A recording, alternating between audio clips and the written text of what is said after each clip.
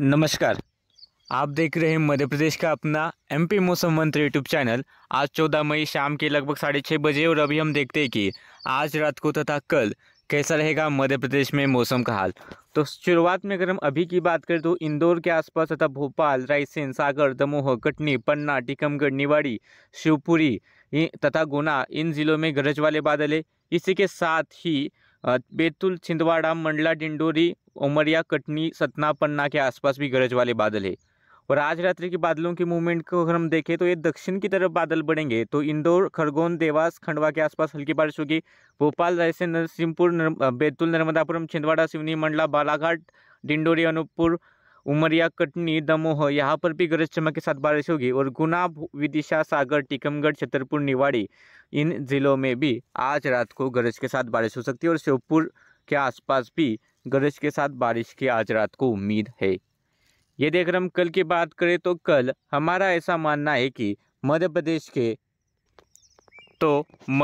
के दक्षिणी जिलों में हमें कल भी गरज के साथ बारिश की उम्मीद दिखाई दे रही है।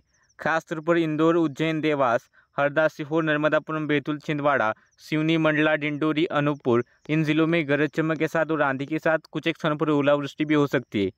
इसके अलावा भोपाल, विदिशा, राजगढ़, रायसेन, सागर, दमोह, कटनी, उमरिया, शहडोल इन जिलों में तथा खरगोन, खंडवा, बुरहानपुर के आसपास के इलाकों में तथा धार बड़वानी के आसपास गरज के साथ कुछ एक स्थानों पर हल्की बारिश हो सकती है।